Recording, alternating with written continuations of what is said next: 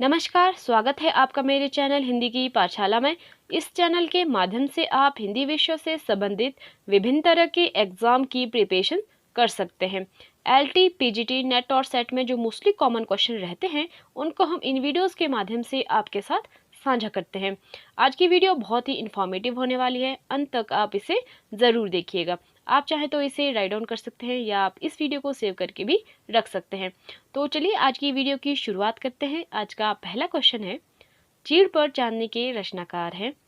ये निबंध संग्रह है, ये लिखा है निर्मल वर्मा जी ने। ठीक है, इसके अलावा इनके कुछ महत्वपूर्ण निबंध माने जाते हैं, जैसे शब्द और स्मृतियाँ, ढलान से उतरते हुए और शताब्दी के ढलते वर्षों में। ठीक है, ये इनके कुछ महत्वपूर्ण निबंध माने जाते हैं। तो चलिए नेक्स्ट क्वेश्चन देखते हैं। नेक्स्ट है, राग दरबारी किसका उपन्यास है?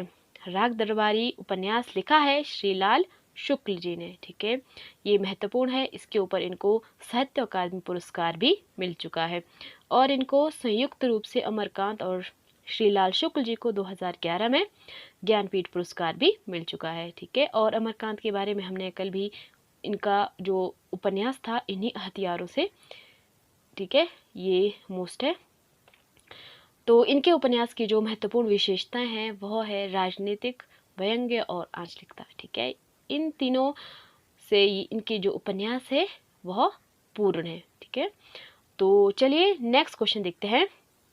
नेक्स्ट है, किसने पत्रकारिता के स्तर से निबंध शैली को विकसित किया है? यह किया है रामवृक्ष बेनीपुरी जी ने। और इनके कुछ महत्वपूर्ण जो निबंध है वह है वंदे वीणा विनायको और गेहूं और गुलाब। ठीक है, तो चलिए नेक्स्ट क्वेश्चन देखते हैं। नेक्स्ट है, विशाख नाटक के रचनाकार है। विशाख नाटक की रचना की है जयशंकर प्रसाद जी ने।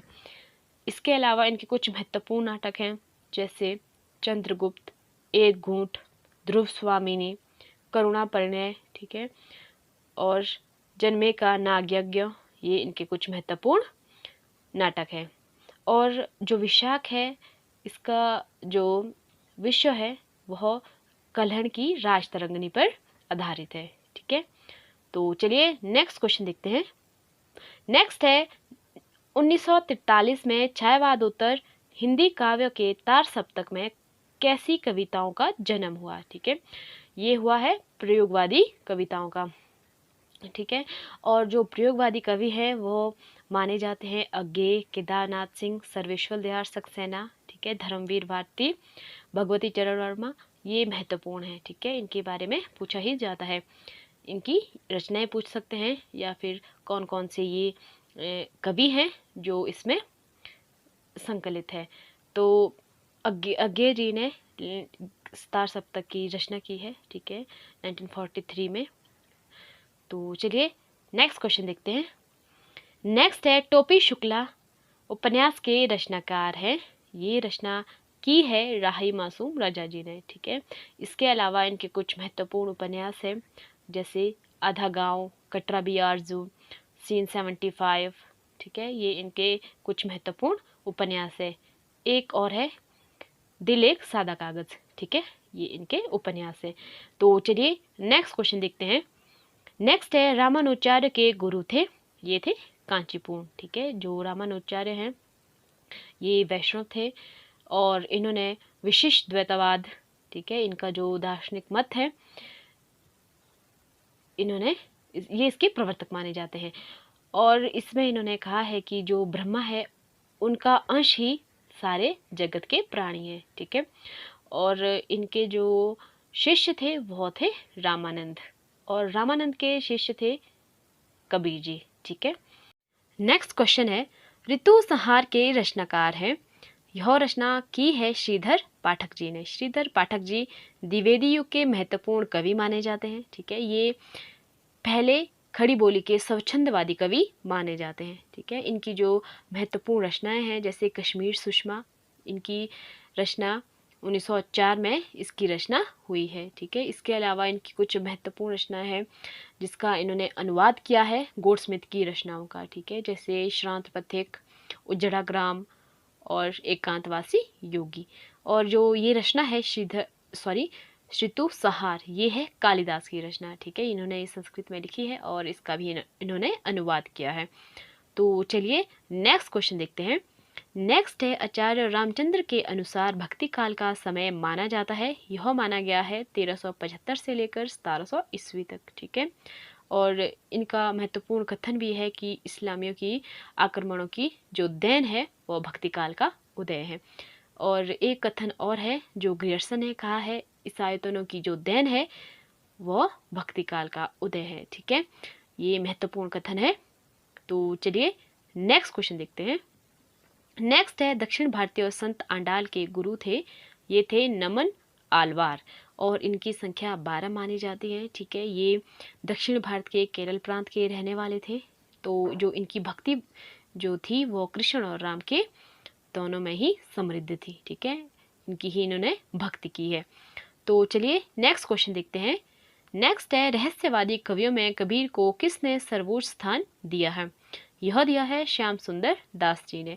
और कबीर जी के बारे में महत्वपूर्ण क्वेश्चन पूछे ही जाते हैं, जैसे इनका जन्म कहाँ हुआ था, इनकी मृत्यु कहाँ हुई थी और इनको जो पालन पोषण है वह किसने किया था, ठीक है। इनकी रचनाएं, ये महत्वपूर्ण क्वेश्चन बनते ही बनते हैं। तो चलिए नेक्स्ट क्वेश्चन देखते हैं। नेक्स्ट है, रास पंचाध्याय के रचनाकार हैं, इसकी रचना की है नंददास जी ने, ठीक है। ये कृष्ण गीत के प्रवर्तक माने जाते हैं। और इसके अलावा इनकी कुछ महत्वपूर्ण रचनाएं हैं, जैसे भंवर गीत, अनेकार्थ मंजरी, मान मंजरी, रूप मंजरी, रस मंजरी, ठीक है। ये महत्वपूर्ण इनकी रचनाएं हैं और ये अष्टछाप के महत्वपूर्ण कवि माने जाते हैं। इनका नाम सूरदास के बाद लिया जाता है, ठीक है। तो चलिए नेक्स्ट क्वेश्चन देखते हैं। नेक्स्ट है, रीति को काव्य का द्वार किसने कहा है? यह कहा है देव ने। देव जी जो थे, इनका पूरा नाम था देवदत्त, ठीक है। और ये रीति काल के महत्वपूर्ण कवि माने जाते हैं। इनकी जो कुछ महत्वपूर्ण रचनाएं हैं वह है काव्य रसायन, भाव विलास, जाति विलास, सुख सागर तरंग, ठीक है। ये इनकी कुछ महत्वपूर्ण रचनाएं मानी जाती हैं। तो चलिए नेक्स्ट क्वेश्चन देखते हैं। नेक्स्ट है, संत कहाँ सीकरी सो काम किसकी पंक्ति है? यह पंक्ति है कुंभन दास जी की। जब इनको अकबर ने फतेहपुर सीकरी बुलाया था, ठीक है, तो ये पैदल चल के गए थे। जब वे वहां पहुंचे थे तो इनको अफसोस हुआ था, ठीक है। तो इन्होंने ये लाइन कही थी, ठीक है, संत कहाँ सीकरी सो काम आवत जात पिन्हो जात बिसरित गयो हरि नाम, ठीक है। ये इन्होंने लाइन कही थी। तो चलिए नेक्स्ट क्वेश्चन देखते हैं। नेक्स्ट है, पूछ की रात कहानी के लेखक कौन है? ये कहानी लिखी है प्रेमचंद जी ने, ठीक है। प्रेमचंद जी कथा सम्राट माने जाते हैं, ठीक है। इनकी जो महत्वपूर्ण जो रचनाएं हैं, इन्होंने 300 कहानियां लिखी हैं, ठीक है। और सोजे वतन इनकी पहली कहानी संग्रह मानी जाती है, ठीक है, जिसको ब्रिटिश सरकार ने जब्त भी कर लिया था।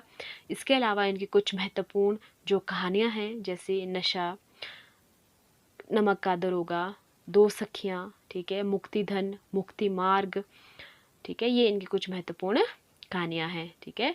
तो चलिए नेक्स्ट क्वेश्चन देखते हैं। नेक्स्ट है, महाकाल उपन्यास के रचनाकार हैं, ये रचना की है अमृतलाल नागर जी ने। ये इनका महत्वपूर्ण उपन्यास है। इसके अलावा इनके कुछ महत्वपूर्ण उपन्यास है, जैसे दो बांके, सुहाग के नपुर, अमृत और विष, ठीक है। ये कुछ इनके महत्वपूर्ण उपन्यास माने जाते हैं। तो चलिए नेक्स्ट क्वेश्चन देखते हैं। नेक्स्ट है, किस युग को स्थूल के प्रति सूक्ष्म का विद्रोह कहा है? यह कहा है छायावाद को, ठीक है। और छायावाद का जो समय माना जाता है वह माना जाता है 1918 से लेकर 1936 ईस्वी तक। और छायावाद के बारे में बहुत सारे महत्वपूर्ण क्वेश्चन पूछे ही जाते हैं। तो चलिए नेक्स्ट क्वेश्चन देखते हैं। सॉरी, ये किसने कहा है? ये कहा है डॉक्टर नागेंद्र ने, ठीक है। ये भी महत्वपूर्ण है, पूछा ही जाता है। तो चलिए नेक्स्ट क्वेश्चन देखते हैं। नेक्स्ट है, सूरसागर की भाषा है, यह किस भाषा में है? यह है ब्रज भाषा में। और यह किसकी रचना है? यह है सूरदास जी की। वात्सल्य रस के सम्राट कवि सूरदास जी, ठीक है। ये कृष्ण भक्ति के महत्वपूर्ण कवि माने जाते हैं। इनके जो कृष्ण के रूप में, जो बाल सखा के रूप में, ठीक है, जो उनका वर्णन मिलता है उनकी रचनाओं में, वह अनूठा ही है। इसके अलावा जो इनकी महत्वपूर्ण रचनाएं हैं जैसे साहित्य लहरी, सूरसागरावली, ठीक है, ये इनकी कुछ महत्वपूर्ण रचनाएं मानी जाती हैं। तो चलिए नेक्स्ट क्वेश्चन देखते हैं। नेक्स्ट है तोड़ती पत्थर के रचनाकार है, यह किसकी रचना है? यह है सूर्य कुमार त्रिपाठी निराला जी की। इसके अलावा इनकी कुछ महत्वपूर्ण रचनाएं हैं जैसे अनामिका, परिमिल, गीतिका, ठीक है, ये इनकी कुछ महत्वपूर्ण रचनाएं मानी जाती हैं। सरोज स्मृति, ठीक है, जो हिंदी का पहला शोगीत माना जाता है, वो इनकी एक महत्वपूर्ण रचना मानी जाती है। नेक्स्ट क्वेश्चन है त्यागपत्र उपन्यास के रचनाकार हैं, ये किसकी रचना है? ये है जैनेन्द्र कुमार की। इसके अलावा इनके कुछ अन्य महत्वपूर्ण उपन्यास हैं जैसे सुनीता, परख, विवर्त, व्यतीत, ठीक है, ये इनके कुछ अन्य महत्वपूर्ण उपन्यास माने जाते हैं। ये था आज का last question. Thank you very much इतना पेशेंसली देखने और सुनने के लिए। मिलते हैं आपको नेक्स्ट वीडियो में।